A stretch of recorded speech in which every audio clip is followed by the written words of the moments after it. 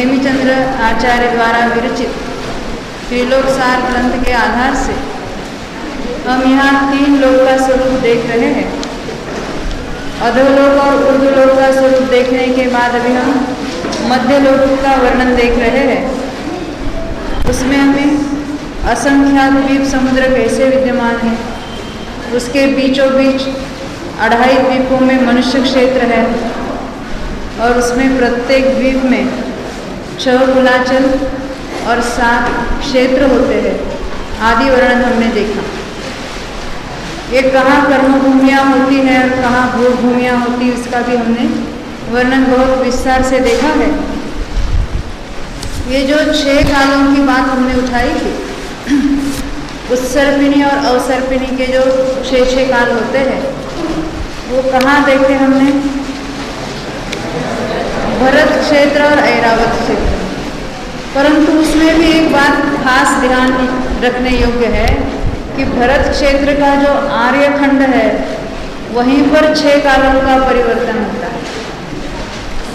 भरत क्षेत्र के जो 5 म्लेच्छ खंड है वहाँ पहला, दूसरा, तीसरा काल भी नहीं होता और 5वां, 6ठा काल भी नहीं होता। नहीं सुना? फिर दोबारा अभी हमने जो अवसर्पिणी और उत्सर्पिणी के 6 भेद देखे थे, वो कहाँ होते हैं ऐसा हमने तो देखा था कि विदेह क्षेत्र में हमेशा तो 4था ही काल वर्तमान होता है, विद्यमान रहता है। जो जो नियत भोग भूमियाँ हैं वहाँ वैसा ही काल रहता है। परंतु ये जो 6 काल का जो हमने परिवर्तन देखा था, वो तो भरत क्षेत्र में और ऐरावत क्षेत्र में होता है। ये तो सामान्य कथन हुआ। भरत क्षेत्र में भी 5 म्लेच्छ खंडों में इन कालों का परावर्तन, ऐसे परिवर्तन नहीं होता, क्योंकि म्लेच्छ खंडों में कभी भी भोग भूमि नहीं हो सकती। ना पहला काल है वहाँ, ना दूसरा काल है, ना तीसरा है, ना ही 5वां है, ना ही 6ठा है। तो हमेशा म्लेच्छ खंडों में 4थे काल में यहाँ जो भरत क्षेत्र में, जैसे आदिनाथ भगवान से लेकर महावीर तक जो जो परिवर्तन हुआ, वैसा परिवर्तन वहाँ पहले से 6ठे काल का जो अंतर है ना 10 कोड़ापड़े में, वैसा ही रहेगा। आदिनाथ के काल में जो भरत चक्रवर्ती गए थे म्लेच्छ खंडों में, तो वहाँ वैसी परिस्थिति थी। तो वहाँ की जो कन्याएं उन्होंने शादी करके लाई, तो वो उनकी हाइट वगैरह की होगी ना। और जो अंतिम चक्रवर्ती गए तब कैसे, वो जो पहले 25 500 योजन वाले, जो ये 500 धनुष वाले जो हो गए, वो हाइट वाली क्या काम की। तो वहाँ भी 4थे काल में जो हीनादिकता होती है, उतनी ही हीनादिकता भरत क्षेत्र के और ऐरावत क्षेत्र के 5 म्लेच्छ खंडों में होते। ये आर्यखंड में ही 1 से 6 काल होते हैं, भरत के आर्यखंड में और ऐरावत के आर्यखंड में। म्लेच्छ खंडों में ऐसा पूरा ही पहले से 6ठे काल तक का है नहीं। 4थे काल में जितनी हीनादिकता हो सकती है, जैसे हमने देखा ना, 4थे काल में आयु कितनी थी? शुरू में 1 करोड़ पुरुष और अंत में कितनी? 120 वर्ष। हाइट कितनी थी? जैसे हमने तृतीय काल में से जब वहाँ आए तो 500 धनुष की, अब 7 हाथ की रह गई। तो इतने ही वेरिएशन वहाँ म्लेच्छ खंडों में हो गए। इससे अधिक वेरिएशन, इससे अधिक हीनादिकता वहाँ नहीं होगी। यानी वहाँ पर कभी भी भोग भूमि नहीं रहेगी। वो है तो भरत क्षेत्र का भाग, फिर भी वहाँ भोग भूमि कभी नहीं होगी, तीनों ही प्रकार की। और ना ही वहाँ 5वां और 6ठा काल होगा।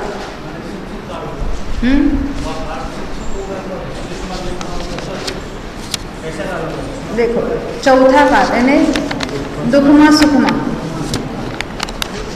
जिसको हम अवसर्पिणी का 4था कहते हैं, वैसे वहाँ हमेशा पोजीशन रहेगी। फिर भी ऐसा 4था काल होते हुए भी वहाँ कोई मोक्ष गमन का रास्ता नहीं है। ख्याल है ना? ये केवल आयु और उनका शरीर कैसा है उस अपेक्षा से ये भेद बताए। ऐसा नहीं समझना कि वहाँ 4था काल है तो वहाँ कोई मोक्ष चला जाता है। वहाँ तो कोई धर्म है ही नहीं है। चक्रवर्ती जाता है, वहाँ से कन्याओं को शादी करके वहाँ को लाता है और फिर उनमें जो कुछ धर्मों की प्रवृत्ति होती है, उनके जो द्वारा बच्चे होते हैं, उनमें तो हो सकता है, वो मुनि तक भी हो सकते हैं। और भी उसमें बहुत डिटेल है, परंतु हमें तो इतना ही देखना है कि आर्य खंडों में ही ये सारा काल का परिवर्तन होता है। तो कहाँ कौन सा काल होता है उसको फिर दोबारा थोड़ा रिपीट करेंगे कि हमने देखा था कि पहला काल कहाँ होता है ना, उत्तम भूमि। तो जो उत्तर कुरु और देवकुरु हमने देखे थे, मेरु पर्वत के उत्तर की ओर और दक्षिण की ओर, विदेह क्षेत्र के अंदर की भाग में। आपके पास जो जम्बू द्वीप का नक्शा है उसमें आप कंफर्म करा सकते हैं उसको। अब दूसरा काल कहाँ है, तो जहाँ मध्यम भूमि है जिसका नाम है हरि क्षेत्र और रम्य क्षेत्र, वहाँ हमेशा ही कायम के लिए मध्यम भूमि यानी दूसरा काल वर्तता है। तीसरा काल यानी जघन्य भूमि कहाँ है हमेशा के लिए, तो हैमवत क्षेत्र और हैरण्यवत क्षेत्र, हमेशा ही वहाँ जघन्य भूमि का या तीसरा काल वर्तता। चौथा काल हमेशा कहाँ वर्तता है, तो विदेह क्षेत्र में हमेशा ही चौथा काल होता है और वहाँ हमेशा ही तीर्थंकरों की विद्यमानता होती है, अरहंत होते रहते हैं वहाँ से, और मुनि धर्म ये सारा ही पूरा ही मोक्ष मार्ग हमेशा, उसका कभी भी लोप नहीं होता। हमें डर लगता है ना, अरे जैन धर्म का क्या होगा, क्या डर लगता है, जैन धर्म का क्या होगा, किसी को डर नहीं लगता मेरा क्या होगा, अभी डरने की बात नहीं है। हाँ। मगर इतना तो डरो कि इतना सारा पूरा लोक हमने देखा, यदि हमें अपना स्वरूप नहीं समझा तो कहाँ कहाँ भटकना पड़ेगा, और अभी तक हम कहाँ कहाँ भटक के आए हैं। इसको थोड़ा याद करेंगे तो फिर ऐसे थोड़ी तो अंदर से ऐसी कुछ कणिका जगेगी, नहीं चलो यही एक करने योग्य कार्य है और ये इसी भाव में और शीघ्रातिशीघ्र मुझे करना है। तो ये चौथा काल विदेह क्षेत्र में तो हमेशा ही रहता है। तो हम फिर दिन मापेंगे, महीने मापेंगे, वर्ष मापेंगे, है ना। तो ये हिसाब सारा हम मनुष्यों की अपेक्षा से बताया जाता है। देवों की आदि भी हमने जो आयु गिनी तो उस हिसाब से हम कहते इतने दिन के बाद, एक पक्ष के बाद आप श्वास लेंगे, या 33 सागर में हमने क्या देखा था, 33 सागर वाले आयु में उतने पक्ष के बाद श्वास लेंगे और उतने हजार वर्षों के बाद आहार की इच्छा होगी। तो ये सारा हमारी अपेक्षा से उनका वर्णन करेंगे, क्योंकि हमें अपनी भाषा में समझना है। मलेच लोग मलेच की भाषा में समझते हैं, वैसे हम अपने दिन रात की भाषा में उनका काल नापते हैं। परंतु ये दिन और रात का तो यहाँ पर ये जो चक्र चलता है, क्योंकि चांद और सूर्य, जो चंद्र और सूर्य है वो तो उनकी अपनी अपनी विशिष्ट कक्षा में घूमते रहते हैं और उसके कारण ये दिन और रात का विभाजन होता है। तो अभी हमने देखे थे कि इतने सारे घनोदरी वार वलय तक फैले हुए जो ज्योतिष विमान है, तो ये ज्योतिष विमान इन्हें सूर्य चंद्र हमने पहले उनको याद किया था। कब याद किया था, याद है 100 इंद्रों की हाजिरी में तीर्थंकर देव परमात्मा की बात की थी। उसमें ज्योतिष में से 2 इंद्र लिए थे। कौन से? चंद्र इंद्र है और सूर्य प्रति इंद्र है। तो कितने ही लोगों को ऐसा प्रश्न पड़ता है, अरे वो चांद और सूरज, चंद्र और सूर्य अपनी जगह छोड़कर समोसरण में आते होंगे तो लोगों का क्या होता होगा? क्यों आपको प्रश्न नहीं पड़ता ऐसे? ये चंद्र और सूर्य तो ज्योतिषी विमान के लिए विमान है, ज्योतिषी देवों के रहने के ठिकाने हैं। ना ही चंद्र यहाँ आता है, ना ही सूर्य आता है। तो चंद्र इंद्र आता है और सूर्य इंद्र आता है। जो ये विमान जो है जैसे अर्धगोलाकार, जैसे गेंद है, या फिर आप इमेजिन करो नींबू है या कोई संतरा है, उसको हम 2 भाग करेंगे और ऐसा उल्टा रखेंगे। ऊपर तो सपाट है, नीचे से गोल है, और ऊपर जिन मंदिर होते हैं, इन इंद्रों के नगर होते हैं, वहाँ उनकी देवियाँ भी रहती है आदि, बहुत सारा विस्तार से उसका वर्णन है। तो ये तो उनका रहने का जो ठिकाना है उसको विमान कहते हैं। हमें जो प्रकाश दिखता है तो वो क्या है, सूर्य विमान जो है वो पृथ्वी का एक है ना रचना, और उसमें वो आतप नामकर्म के उदय से, क्यों रोज पढ़ते ना आतप नामकर्म, अभी हमारी कर्मों की थ्योरी चल रही है ना, तो आतप उद्योग कौन बांधता है कौन नहीं बांधता, किसके उदय होता है, उसकी बहुत सारी बातें चलती है। तो ये उनके वो आतप नाम कर्म के उदय के कारण ऐसे वो प्रभाव वाला उनका जो उष्णता वाली प्रभाव होती है, और उसको एक सूर्य विमान को वहाँ के जो पृथ्वी का एक है उनकी ये स्पेशलिटी। तो वहाँ उस विमानों में रहने वाले इंद्र, उसको हम सूर्य इंद्र कहेंगे। और चंद्र विमान में रहने वाले जो ज्योतिष देव है, चंद्र इंद्र है, वे यहाँ समोशरण में आते हैं। वे मूल इंद्र जो है, सौधर्म हो, ईशान हो या चंद्र सूर्य हो या और भी कोई जो अन्य जो इंद्र यहाँ समोशरण में आते हैं, तो वे जो ओरिजिनल इंद्र, उनका शरीर और उनका सारी सभाएं वहाँ तो चलती रहती है, और उनकी जो विक्रियाकृत वैक्रियक शरीर बनाते हैं, और उस वैक्रियक शरीर अनेक शरीर बना सकते हैं, और वैक्रियक शरीर के द्वारा यहाँ समोशरण आदि में या अन्य कहीं जाते हैं, नंदीश्वर द्वीप में भी जाते हैं, अन्य भी क्रीड़ा करने के लिए कितने ही द्वीपों में और समुद्रों में जाते रहते हैं। तो मूल शरीर तो वहाँ है, और विक्रिया द्वारा जो शरीर बनाते हैं वे शरीरों के द्वारा यहाँ आते हैं, और आत्म प्रदेश दोनों में फैले रहते हैं, उसका कनेक्शन टूटता नहीं है। एक आत्मा के 100 आत्माएं नहीं हो जाती उसमें से। तो ये जो ज्योतिषियों के विमान है, गोलक हम कहेंगे उसके, वो अर्ध गोलक है, ऊपर सपाट है और नीचे से गोलाकार है। तो उसमें बिल्कुल होता है, विक्रिया में भी आत्मा के प्रदेश है और इन बिटवीन भी वो कनेक्टेड है। यदि आत्मा के प्रदेश नहीं होंगे तो यहाँ समोशरण में वो सुनेंगे क्या? थोड़े ही पुद्गल को भेजा उन्होंने, वो स्वयं आएगा, वो स्वयं इतने फैले हुए। हमें तो औदारिक शरीर वाले हैं, हमें पता नहीं चलता ना ये विक्रिया द्वारा कैसे जाते हैं। आहारक शरीर जो बनता है, आहारक शरीर के द्वारा जो तीर्थंकर यहाँ समोशरण में जाते हैं, वहाँ भी आहारक शरीर तो चला जाता है, औदारिक शरीर तो मूल जहाँ हुए भूमिराज विराजमान है, और उन दोनों के बीच में भी आत्म प्रदेश फैले हुए। आजकल तो आसान है समझाने में, जैसे लेसर भी माप फैलते हैं यहाँ से वहाँ तक, वैसे वो आत्म प्रदेश भी उसमें फैले रहते हैं। अभी उसकी कितनी डायमेंशन है क्या, ये सारा विषय गणित का है। अब जितना समझना है वो समझो। सुबह का पहला लेक्चर है, इसलिए मैंने अभी गणित लेने का भी लालच कर रही हूँ, तो थोड़ी अपनी एनर्जी रखना थोड़ी। बहुत विकल्प नहीं उठाना, जो विषय चल रहा है उसी को अभी सुनो बराबर। तो ये सारे जो जिन मंदिरों से युक्त है, ज्योतिषी विमान भी प्रत्येक है वो जिन मंदिरों से युक्त है। जैसे हमने नीचे अधोलोक में भवन देखे, कितने भवन देखे याद है? जिनमें जिन मंदिर होते हैं 7 करोड़ और 72 लाख। और देवों के भी, वैमानिक देवों के भी विमान देखे थे, जहाँ अकृत्रिम चैत्यालय याद है, 84 लाख 97,000 और 23, बराबर। हम तो इतनों को ही याद करते जब अर्घ्य चढ़ाते हैं। क्यों? क्योंकि जिनकी गिनती कर सकते हैं, गिनती कर सकते हैं, ये तो इतने हैं, अधोलोक के इतने और ऊर्ध्वलोक के, और अभी मध्यलोक के हमने लिए नहीं, वो कितने गिनते हैं? 458। वो भी कहाँ है क्या है वो सब देखेंगे, क्योंकि अभी तो हमने जम्बूद्वीप की रचना देखी, विदेश क्षेत्रों की देखी, गजदंत क्या है, अक्षार क्या है, वो सारा देखा है। तो अभी उसकी टोटल हम बाद में करेंगे। तो इनको तो हमने याद किया। तो ज्योतिष लोगों के पास कोई जिन मंदिर नहीं है, यंत्रों के पास कोई नहीं है, वो है, वो असंख्यात है, ये हमारी गिनती के बाहर है। इसलिए जो हम गिन सकते हैं उसको तो लिया, परंतु अकृत्रिम चैत्यालय कितने हैं?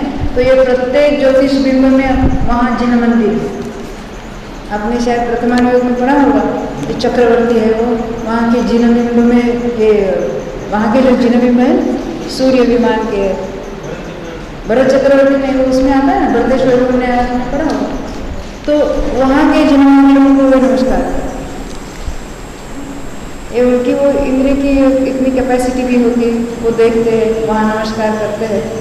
तो ये ऐसी बातें आती है, हमें तो ऐसे फालतू लगती है, क्योंकि हमारा विश्वास नहीं है किस पर? सर्वज्ञ की वाणी पर। हमने बहुत बार देखा है, ये तो सर्वज्ञ की वाणी है, उसमें से हमें कुछ बातें समझ में नहीं आती तो हम डायरेक्ट सर्टिफिकेट देते हैं, नॉट पॉसिबल, इम्पॉसिबल। ऐसे लोगों को समझाना ही इम्पॉसिबल होता है। जो समझना चाहते हैं वो समझ लेते हैं, अपना कल्याण कर लेते हैं, और जो समझना नहीं चाहते और ऐसे विषयों को अप्रयोजनभूत ठहरा कर उसका निषेध कर, नहीं समझ में आए तो कोई बात नहीं, पर निषेध जो है उसका वो तो नहीं होना चाहिए। उसकी बात हमने 2-3 बार बताई, अभी उसमें नहीं घुसेंगे हम। तो ये सारे ही ज्योतिर्बिंब है कितने, ये तो हम अभी जो देखने जा रहे हैं, ये ज्योतिर्बिंब में ज्योतिषी विमानों की संख्या हम पहले देखेंगे कितनी है, और उसमें उन ज्योतिषी में वहाँ पर ज्योतिषी देवों में, ज्योतिषी विमानों में हर एक में संख्यात देव रहते, संख्यात देव। हाँ, अभी कोई प्रश्न नहीं पूछे इसके, जो कोई बीच वाला विषय छोड़कर, क्योंकि एक तो अपना विषय टूट जाता है और हमें आज ही ये सारा पूर्ण करना है। समय बचेगा तो हम जरूर प्रश्नोत्तर करेंगे। तो ये जो है कि वो हमने देखा था 790 योजन से ऊंचाई से शुरू होते हैं, तो 7 से 90 योजन पर तारे हैं, फिर वहाँ से ऊपर हम जाते हैं 10 योजन और ऊपर, तो वहाँ पर सूर्य है, और 80 योजन उसके ऊपर चंद्र है, और 4 योजन ऊपर नक्षत्र है, उसके 4 योजन ऊपर बुध है, बुध नाम का ग्रह, उसके 3 योजन ऊपर जाकर शुक्र है, उसके 3 योजन ऊपर जाकर गुरु है, और 3 योजन ऊपर जाकर मंगल है, जिसको अंगार भी कहते हैं, और गुरु को बृहस्पति भी कहते हैं, और 3 योजन ऊपर जाकर शनि है। शनि नाम से कोई घबराने की जरूरत नहीं, बहुत दूर है, उसका नाम है शनैश्चर। संस्कृत में शनै का अर्थ होता है बहुत धीमी गति से। दूसरा उसका नाम है मंदगति नाम का ग्रह। हाँ, मंद गति से चलता है, इसके लिए इसको शनै यानी शनि कहने में आता है। परंतु ये शनि और मंगल पता नहीं वहाँ है कि नहीं, हमें पता नहीं, परंतु हमारे कुंडली में जरूर हमने देखे हैं। और बार बार ज्योतिषी जो ज्योतिषी हम, ये तो ज्योतिषी है, वहाँ रहने वाले ज्योतिषी है, और हमने ज्योतिषी किसको बता दिया, बना दिया, जो कुंडली वगैरह लिखता है, हमारे फल बताता है, और उसका ऐसा ऐसा होगा, और उसका उपाय भी बताता है। जो होने वाला है, और किसी उपायों के द्वारा, किसी कुदेव आदि की पूजा के द्वारा जो बदल सकता है, तो ये होने वाला है, ये किसने जाना।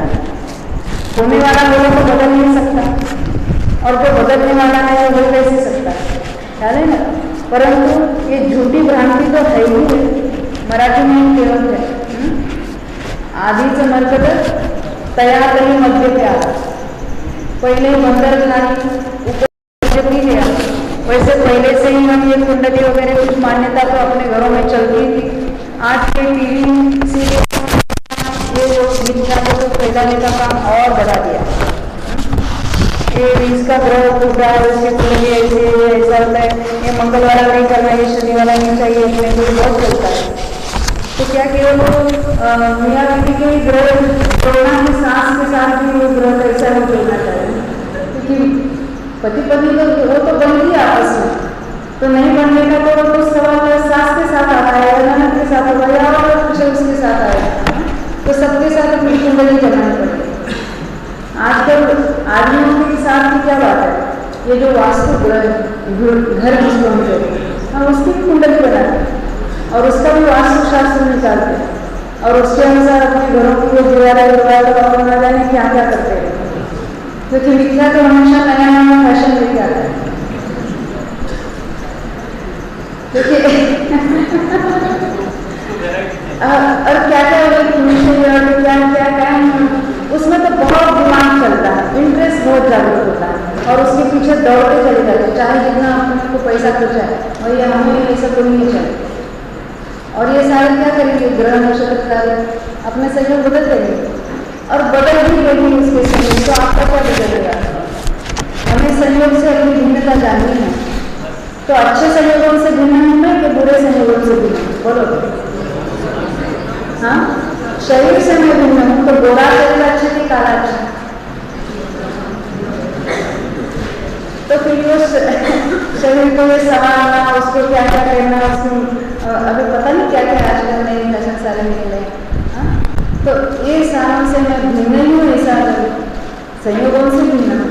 तो पहले संयोग सुधारेंगे, हाँ, और बाद में उससे भिन्नता जाएगा। क्यों जाए? आपका क्या कहना है?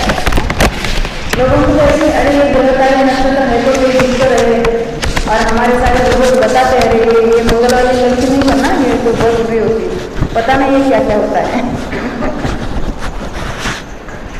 ये सारे ही मिथ्या कल्पनाएं हैं।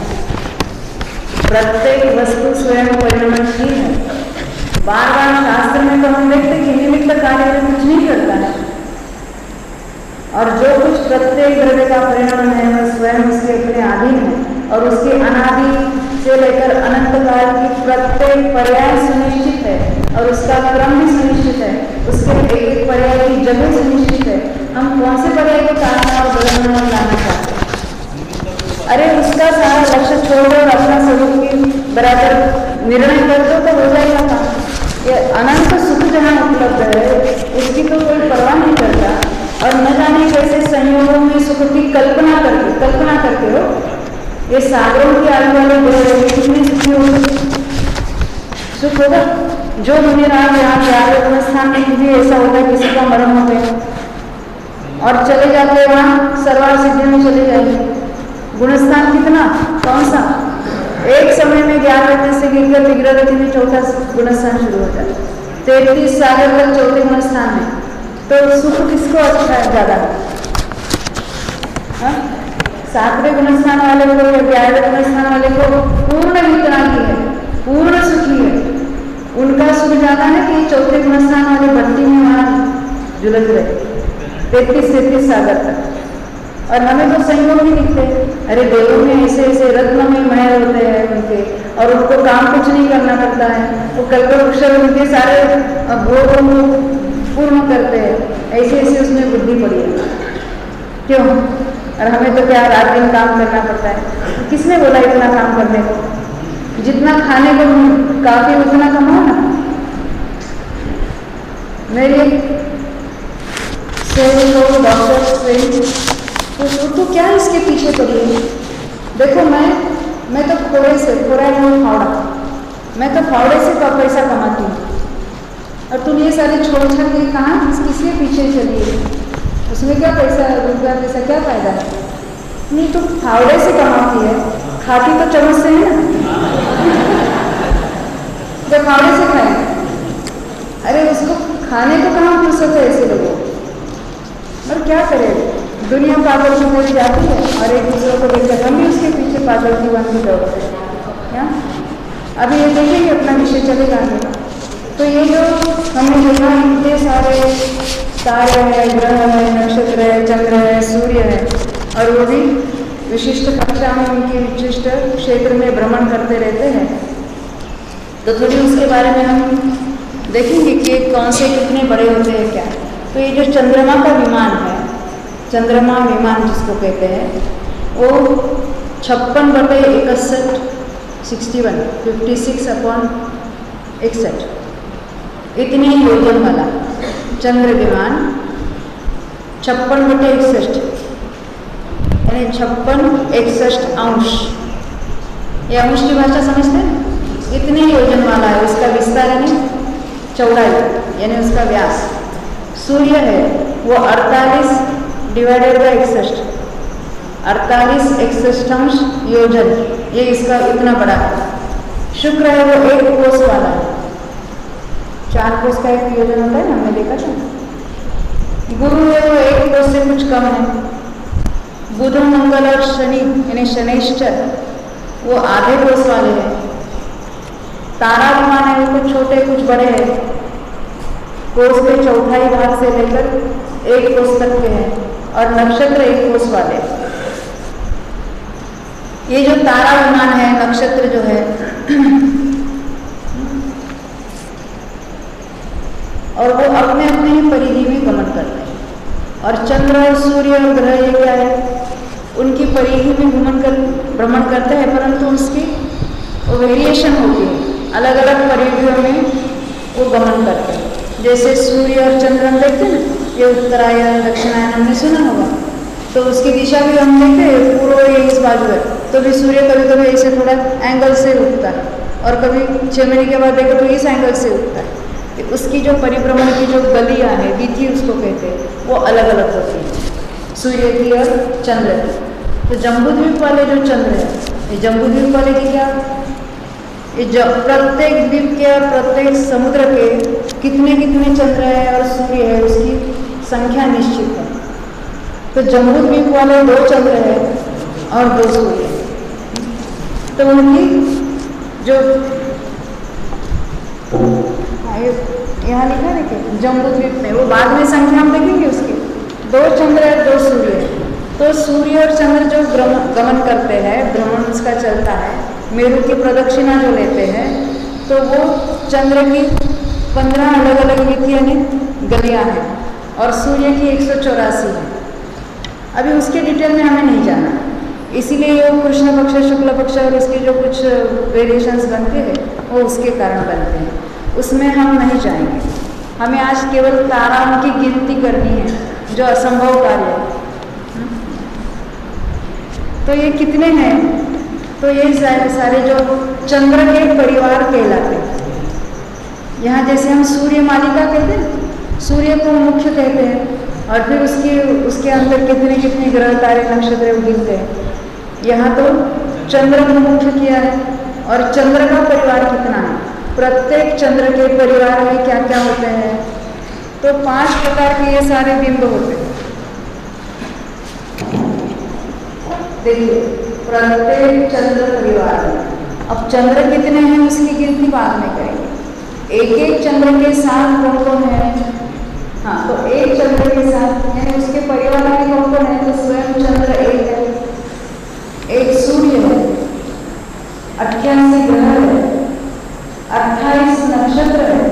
इस संख्या को पूरी पढ़ के दिखाना जरा, 66,775 गिनते अपने कोड़ा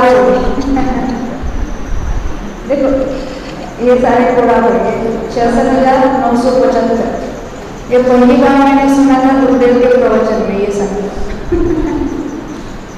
कहाँ से आए, तो ये एक चंद्र के परिवार में इतने तारे होते हैं, तारे यानी टोटल एक चंद्र का परिवार कितना होगा, 66,975 कोड़ा कोड़ी प्लस 28 अधिक 88 अधिक 1 अधिक 1 कितने होंगे,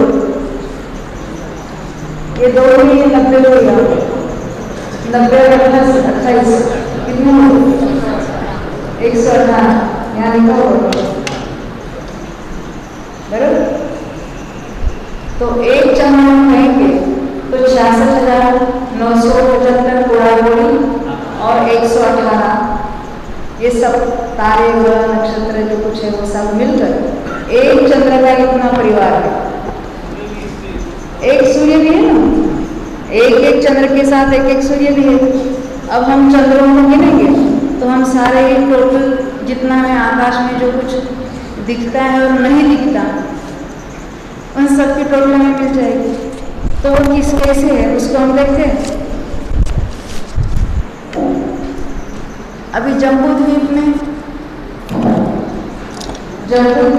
2 चंद्र हैं और 2 सूर्य हैं।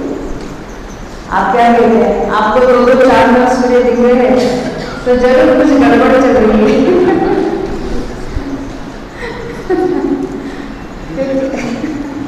क्योंकि हम देखते हैं ये जो मध्य के होते हैं तो 2 जन में बाप और उसका लड़का होटल में, तो बाप को तो लड़के की तो चिंता थी, उसने बोला देखो जब तक ये सामने एक है वो एक ही दिखे, 2 दिखने लगे तो पीना बंद कर देना। तो होता है मुझे हाँ, तो 2 दिखने को 4 हो गया तो बंद करना, यानी उसको वैसे यहाँ 2 होते ही है, 2 चंद्र और 2 सूर्य, ये जो ऐसे भ्रमण करते हैं तो एक देख रहे हैं वो फिर हम परसों देखेंगे, हाँ, कल दूसरा सूर्य देखेंगे। तो जम्बूद्वीप में 2 चंद्र हैं और 2 सूर्य। लवण समुद्र में 4 चंद्र हैं, 4 सूर्य। भारतीय खंड में 12 चंद्र। ये अभी नहीं करना, ये असंख्या द्वीप समुद्र हमने देखे थे। 2.5 द्वीप का भी नक्शा आपके सामने था, अभी निकाल कर देखना है तो भी देख सकते हैं, और जिसको याद है वो कोई जरूरत नहीं निकालनी। तो भारतीय खंड में 12 चंद्र है और 12 सूर्य। काले जल समुद्र में 42 चंद्र और 42 सूर्य। पुष्करार्ध को यहाँ लिया, आधा पुष्कर यानी मानसरोवर पर्वत तक 72 चंद्र और 72 सूर्य। इसके आगे क्या होती है पोजीशन? अब मानसरोवर पर्वत के परे हमको गिनना है, यहाँ तक कि ये संख्या निश्चित है। अब इसके आगे कैसे काउंट करना? तो जितने लाख का उसका व्यास है, विस्तार है, जितने लाख योजन का विस्तार है उस द्वीप या समुद्र का, उतने वहाँ वलय, यानी इसी राउंड इमेजिन करना, उतने वलय होते हैं। जैसे आधा पुष्कर तो हमने देख लिया 72, तो बाकी कितना बचा? 8 लाख। 8 लाख रह गया ना, तो 8 लाख में 8 वलय होंगे। पहला वलय होगा मानसरोवर पर्वत से 50,000 योजन चाहे, यानी आधा लाख पर एक वलय शुरू होगा, और वैसे 1, 2, 3, 4, 8 वलय होंगे। तो बाहरी पुष्करार्ध में, यानी पुष्करार्ध जो है मानसरोवर पर्वत का बाहरी हिस्सा, पुष्कर द्वीप का बाहरी हिस्सा, जिसको हम पुष्करार्ध कहते हैं, बाहरी पुष्करार्ध है। 8 लाख योजन का विस्तार है और उसमें 8 वलय होते हैं, यानी प्रत्येक वलय में कितने कितने चंद्र और सूर्य है उसकी हम गिनती करें। तो उसका पहला वलय कहाँ है? तो मानसरोवर पर्वत से परे 50,000 योजन जाने पर पहला वलय है। फिर लाख योजन के डिस्टेंस पर एक वलय है, ऐसे 8 वलय है। तो पहले वलय में 144 चंद्र और 144 सूर्य होते हैं।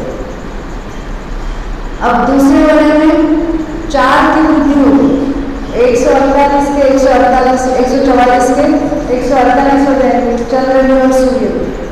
तीसरे वलय में 152 हो जाएंगे, चौथे में 156 हो जाएंगे। इस तरह से वृद्धि होगी, प्रति वलय 4 की वृद्धि होगी। अभी हमें मालूम है कौन सा द्वीप समुद्र कितने लाख योजन का है?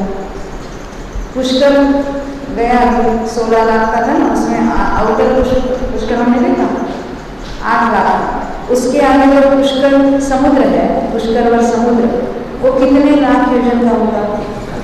हाँ, 32 लाख योजन है। तो उसमें वलय कितने हो गए? 32। अभी प्रत्येक आगे वाले प्रत्येक समुद्र और प्रत्येक द्वीप में पहले वलय की संख्या वो हमको बताएगी।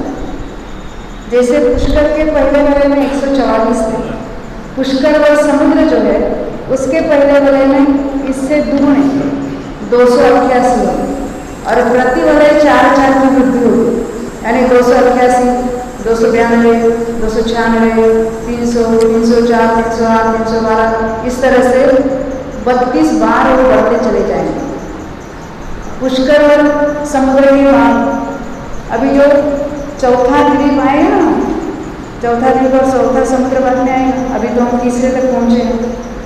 तो ये चौथा जो द्वीप आएगा उसमें कितना होगा? देखो 144 से 288 होगा, प्रत्येक वलय में 4 की वृद्धि हुई। आगे का जो द्वीप है वो कितने लाख योजन का होगा?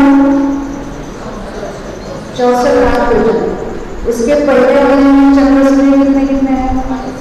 288 से डबल 544, 288,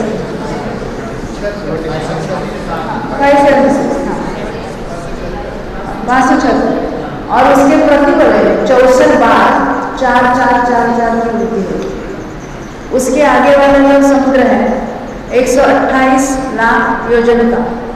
अभी थकना नहीं, क्योंकि बाद में हम दूसरे लेक्चर में वहाँ पर जब हम नंदीश्वर द्वीप को देखने जाएंगे तो प्रत्येक वो कितना नंबर का है नंदीश्वर द्वीप? 8वां। उसका नंबर कितना आएगा? द्वीप समुद्र करते करते 15, बरोबर। क्योंकि 7 द्वीप और 7 समुद्र चले जाएंगे तो उसका 15वां नंबर आएगा। तो 15 बार घूमना करना पड़ेगा। हाँ, ये 15 मिनट की जो बीच में है ना, तो ये काउंट करके रखना कितना है। और जो हमेशा पूजा पढ़ने वाले जो है, पूजा पढ़ने वाले, तो 1 सेकंड में बता देंगे। 163 कोड़ी योजना और 1,84,000, वो भी हम गणित से निकालेंगे। खाली पूजा में लिखा है इसलिए हम उस पर विश्वास नहीं करेंगे।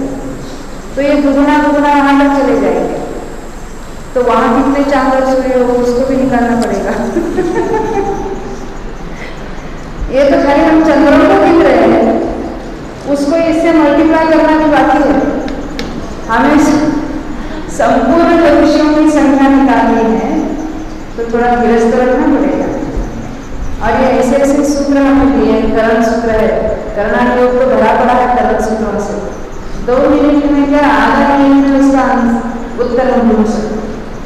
तो ये प्रत्येक समुद्र और प्रत्येक द्वीप के जो पहला वलय है उसमें ये दुगुना हो जाएगा। हमने शुरू किया था 144, फिर 288, उसे दुगुना और जितने वलय है प्रति वलय 4 की वृद्धि।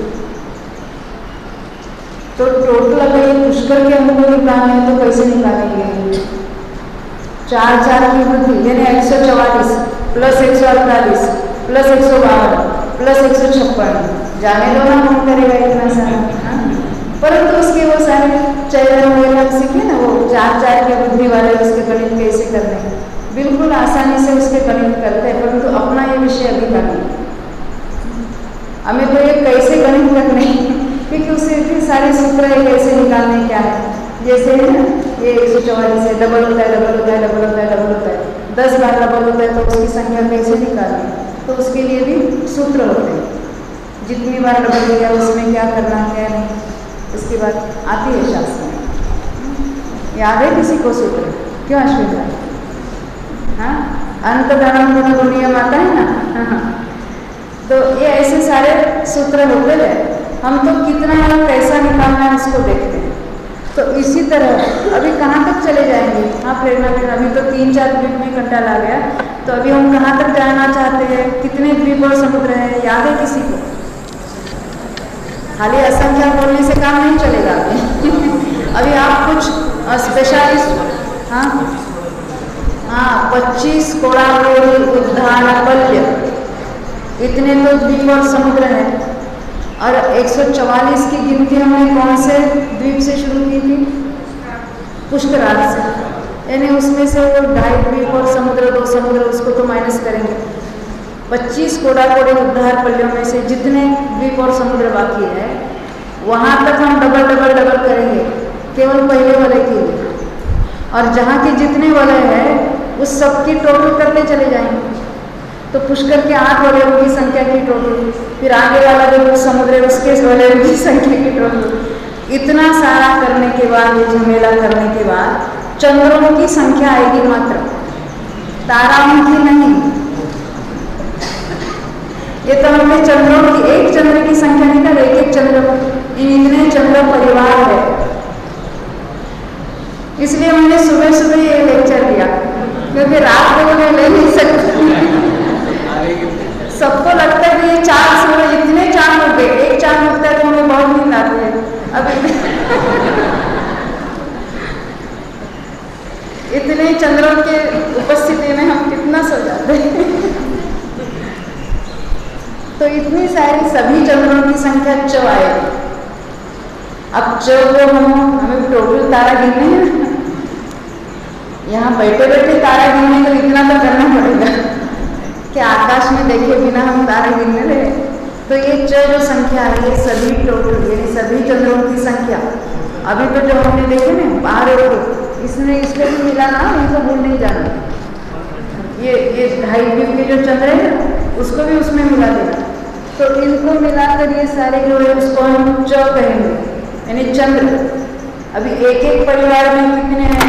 प्रत्येक चंद्र परिवार में एक चंद्र, एक सूर्य, 88 ग्रह, 28 नक्षत्र और 66,975 कोड़ा कोड़ी तारे, यानी 66,975 कोड़ा कोड़ी में ये सारे 118 जगह देना यहाँ लिखा है। और उस संख्या से ये 6 को गुना करना है, 6 मल्टीप्लाइड बाय 66,975 कोड़ा कोड़ी प्लस 118। ये सारे चंद्र तारे सबकी, यानी चंद्र परिवार में जो कुछ होते हैं, तारा नक्षत्र ग्रह चंद्र सूर्य सब, इनकी टोटल संख्या आएगी। वो मनुष्य लोग के ऊपर की भी और बाहर की, ये सभी टोटल संख्या इतनी है। और वो कितनी आती है तो वो भी सारा गणित करके समझाया। तो वो आता है, अभी इसको मैं समझाऊंगी। जगत प्रतर, उसको भाग देना है, डिवाइडेड बाय 256 अंगुलों का वर्ग। आप कहते ये क्या बात है, ये क्या बात है, ये जगत प्रतर क्या होता है, अंगुल क्या होता है, 256 का वर्ग क्या होता है? ये तो विमानों की संख्या है। अब इसको संख्या से गुना करेंगे तो सभी ज्योतिषी देवों की संख्या आएगी, जो देवगति में मेजॉरिटी है। उसके बाद नंबर लगता है यंत्रों का। कहाँ किसको जाना है, वो सब बहुत सोना हो, वैरायटी बहुत है। हाँ, और फिर भी ये सारे कितने जगह में 110 योजन के पट्टे में एक राज्य तक, और बाकी जो वैमानिक वगैरह अपने ऊपर देखे होते सारे उनके विमान। तो ये जो सारे ज्योतिषी विमान है, तो ये जगत प्रकर क्या होता है? पहले दिन हमने देखा था जगत श्रेणी नाम का एक नाम है। ये सारे जो मान कहते हैं, मान यानी मापने का मेजरमेंट। जैसे हम लौकिक मान क्या होते हैं, लीटर है, मीटर है और जो कुछ है, वस्तुओं के द्वारा भी उसको समझाते हैं कि हमारे पास इतना सोना है, तो सोने के मूल्य से हम उसके समझ सकते हैं कितना है, उसके पास संपत्ति कितना है। पहले तो कितने घोड़े थे, कितने हाथी थे, उसका भी माप होता है। आजकल क्या होता है, कितने घोड़े में पर कितने होंडे, होंडा कितना है घोड़ा नहीं पर उनका भी होंडा हो गया है ना। हाँ, उसमें क्या होता है नहीं जाना मालूम नहीं। ये तो बहुत प्रकार की गाड़ियाँ, तो जाने दो, विषय अलग है। तो हम उसमें मेरे कितने आपके बंगले, एक बंगले में, एक देवलाली में, एक और कहाँ ले लिया, तो बंगले में नापते हैं धन संपत्ति, उसको मान कहते हैं। तो ये तो लौकिक मान की बात है। अलौकिक मान जो है वो हमने देखे थे पहले, क्या क्या देखा था? छोटे से छोटे असंख्यात का माप किसी को पता है? हाँ भाई, छोटे में छोटे जो आपके पहचान वाला ऐसा कोई असंख्यात है? हाँ हाँ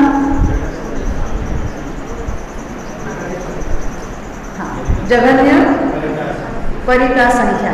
हाँ, परंतु जो हम मेजरमेंट के लिए वापरते हैं, आवली, आवली नाम सुना है?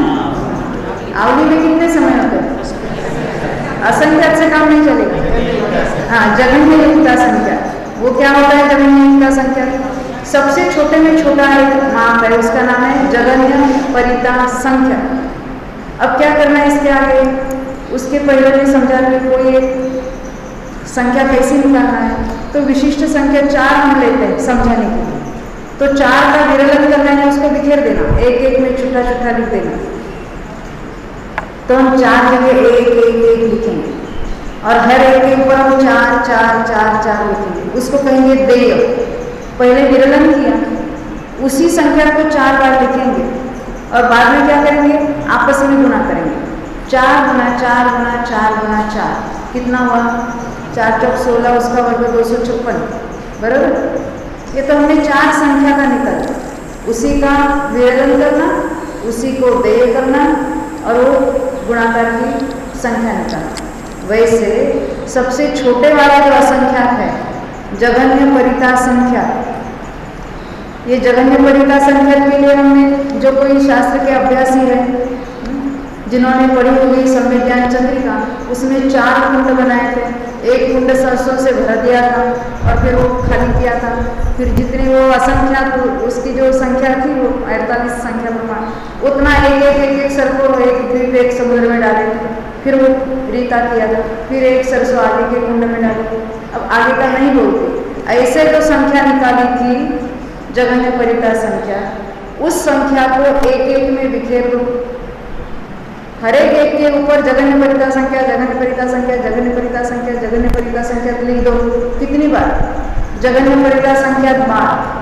आपस में प्रत्येक का गुना करो तो क्या आएगा? जगन्य युक्ता संख्या। इतने समय एक आवधि में होते हैं और ऐसे सैकड़ों आवधि एक सेकंड में होती है। यानी सेकंड के इतने हिस्से उसको हम समय करेंगे तो समय कितना सूक्ष्म है जो केवल ज्ञान को में। और ऐसे एक समय में 3 लोग, आलोक सहित 3 लोग और 3 काल की प्रत्येक अनंतानंत द्रव्य से प्रत्येक द्रव्य की प्रत्येक पर्याय को जानते हैं, तो सुनिश्चित होगी तभी जानेंगे कि नहीं जानेंगे? केवल ज्ञानी का स्वरूप ही नहीं जाना ना हमने। तो ऐसे जो असंख्यात असंख्यात हमने देखे थे, उसमें से ये जो आवली का माप हमने देखा, उस आवली को गुणा करो आवली से, फिर उसका वर्ग करो, उसका वर्ग करो, उसका वर्ग करो, उसका वर्ग करो, असंख्यात बार वर्ग करते जाओ। कभी बीच में उस धारा द्विरूप वर्ग धारा हमने कभी देखी, तो उसमें एक पल्ले नाम का माप आता है। पल्ले हमने सुना, ये इतना गड्ढा करो, कंडों से भर दो वगैरह वगैरह, बहुत बार सुना। तो अभी हमने जितनी बार गुणा करके पल्ले का माप निकाला है, 2 संख्या का वर्ग 4, 4 का 16, 16 का 256, 256 का 65,536, उसका 12, उसका 31, वर्ग करते करते करते हम मान लेते हैं 100 बार वर्ग करने पर पल्ले आया, तो पल्ले का ही और 100 बार वर्ग करो। 100 बार नहीं, वो असंख्यात बार। तो पल्ले का पल्ले वर्ग आएगा, वर्ग का वर्ग, वर्ग का वर्ग, वर्ग का वर्ग, असंख्यात बार करेंगे तो अंगुल नाम का प्रमाण आता है। एक अंगुल में कितने प्रदेश होते हैं ये उसका माप है। फिर भी वो असंख्यात में है, अभी अनंत में मत जाओ, इसको अंगुल कहते हैं। ऐसे 256 अंगुल, ये हमको यहाँ आना है, 256 का भी वर्ग करना है और अंगुल को भी अंगुल से गुणा करना है। अंगुल को अंगुल से गुणा करेंगे तो क्या होगा? क्या कहेंगे उसको? प्रतर अंगुल, यानी अंगुल स्क्वायर। जैसे हमने वो जगत प्रतर देखा, जगत प्रतर यानी जगत श्रेणी गुणा जगत श्रेणी। जगत श्रेणी यानी क्या? 7 राज्यों, 7 राज्य गुणा 7 राज्यों जगत प्रतर कहलाता है। उस 7 राज्य गुणा 7 राज्यों में जो जितने प्रदेश होंगे, ये प्रदेशों की संख्या है, वो उस संख्या को भाग देना है 256 का वर्ग गुणा प्रतरांगुल। 256 का वर्ग होता है 65,536 और ये अंगुल का वर्ग होता है प्रतरांगुल। तो 256 अंगुल का वर्ग दूसरी भाषा में प्रतरांगुल गुणा 65 से जगत प्रतर को भाग देते हैं, तो जो कोई बड़ी संख्या आएगी उतने ज्योतिष बिंब है। और उन प्रत्येक पर जिन मंदिर है, उन सभी जिन मंदिरों को हम नमस्कार करेंगे। तो कितने असंख्यात नमस्कार, झुकना नहीं पड़ेगा, ज्ञान में ले लो, ये नमस्कार हो जाएगा। हाँ? क्यों? उनको तो जानना नहीं चाहते, क्यों? और जाने बिना नमस्कार का पुण्य चाहते, नमस्कार नहीं करना चाहते। नमस्कार किसको करेंगे? जो दिखता है उसको करेंगे ना, जो जिसको हम जान रहे हैं उसको तो करेंगे। जिसको हमने जाना ही नहीं, हमारा उनको नमस्कार है किसको? पता नहीं किसको, वो सब करते हैं, हम करते हैं। भगवान के सामने जाके भी नमस्कार करते, किसको नमस्कार करते? महावीर का नाम लेंगे, पार्श्वनाथ का लेंगे, वो क्या होते हैं वो पता नहीं। बचपन में हमारे ऐसा ही था, दशरक्षण पर्व में क्या करते थे? मंदिर में जाते थे, स्कूल जाते जाते, और दूध का अभिषेक देखा, धन्य हो गए, चलो नमस्कार करके आ गए। तब पता ही नहीं था ये पंचामृत अभिषेक की कुछ खोटी परंपरा है, सब कुछ पता नहीं। पता तो जब चला, अभी हम यहाँ तत्व ज्ञान का अभ्यास किया, सोनगढ़ गए, स्वामी जी के द्वारा ये सब सुना। बाकी तो ये तो शास्त्र है, तो सब ये हम बहुत दिगंबर है ना, बहुत अभिमान वाले, या हमारी सारी ये बाहर का कोई आया हमको समझाया, हमको नहीं ऐसे सुनेंगे, परंतु तब पता चला ये सारी लौकिक पढ़ाई वगैरह सारी झूठ है, उसमें कुछ नहीं दम रखा।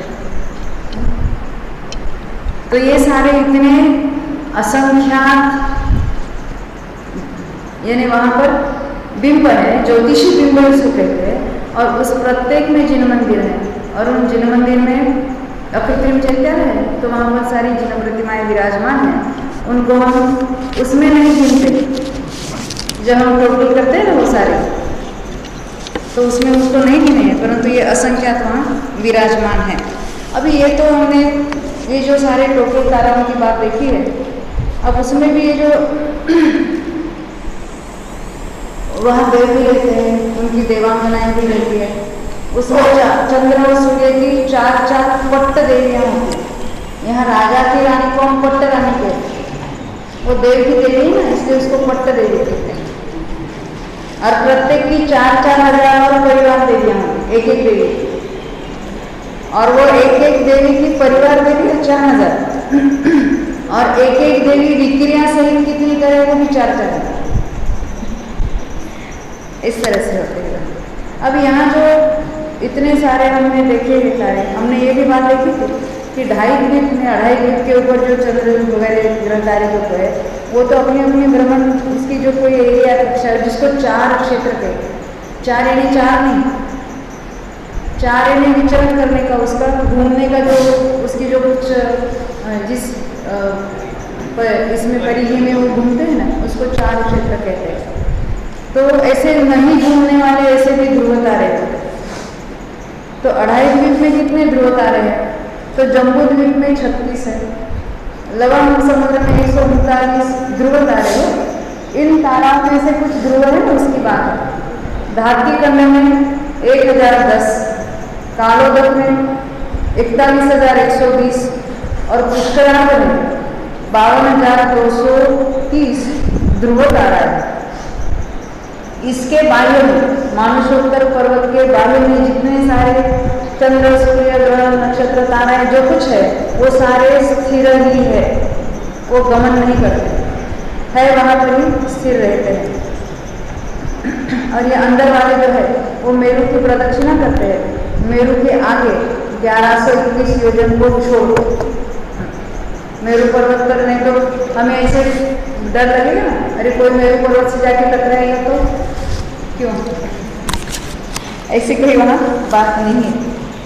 यानी मेरु पर्वत नीचे 10,000 योजन और उसके आगे 11,021 योजन छोड़कर आगे उनका ये भ्रमण चलता रहता है। अब उसमें भी बहुत सारे ये सारा ही जो खगोल शास्त्र है उसके बारे में बहुत सारे सिद्धांत और बहुत सारा वर्णन जिहावन में किया हुआ, जिस पर ये सारा खगोल शास्त्र आज का हम पहले से ही सारे करें, कौन सी तिथि आएगी, कौन सा तिथि का क्षय होगा, ये सारा ही इसमें से हम डिराइव कर सकते हैं।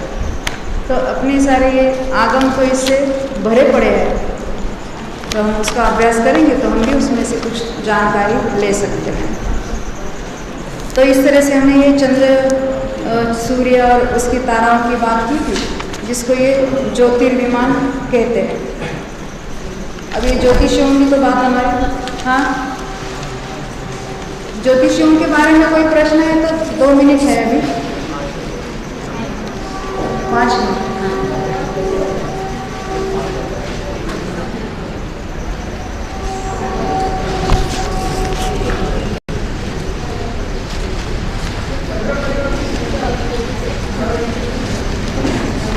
हाँ, ये चंद्र परिवारों की संख्या है जो यहाँ उसका फाइनल रिजल्ट लिखा है।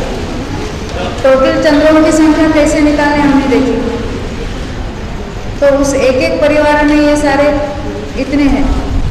ये यहाँ देखिए ना कैसा निकाला, तारे, नक्षत्र, ग्रह, सूर्य और एक चंद्र, सबको मिलकर हमने 6 लिखा। हाँ नहीं, सबको मिलकर ये लिखा 118 इसमें मिला देना है। ये पहले मिला देंगे, इसको ब्रैकेट, उसको ब्रैकेट करेंगे और फिर वो उसके द्वारा जब वो गुना करेंगे।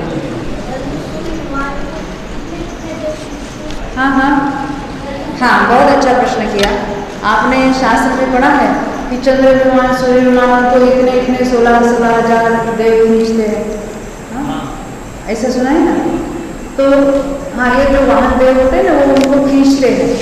तो क्या वो बिना खींचे सूर्य चंद्र लोग के विमान गमन नहीं करते? वो गमन करते हैं, परंतु वहाँ के इंद्रों की वो विभूति होती है।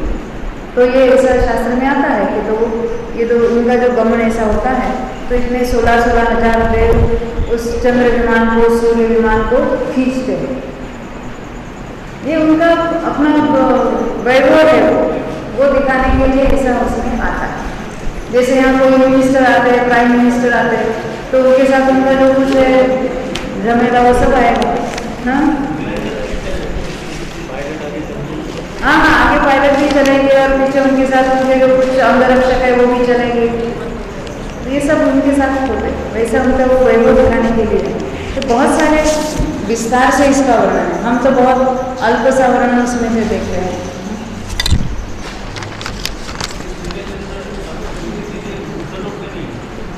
आपका प्रश्न है ये सूर्य चंद्र और ये सारे ऊपर नहीं है क्या? ऊपर यानी वैमानिक, वैमानिक देवों में नहीं है, इसीलिए वहाँ दिन और रात का भेद नहीं है। परसों प्रश्न था ना, तो फिर वो दिन और रात कैसा गिनते होंगे? क्योंकि वो दिन और रात हमारी अपेक्षा ही कथन है। वहाँ समय तो पास होता है कि नहीं होता? तो वहाँ पे जो कुछ जानने के तरीके वो वैसा, हाँ, अब अविज्ञानी वहाँ पे जो कुछ बातें हैं वो जानेंगे। अभी तो 1 ही मिनट है शायद।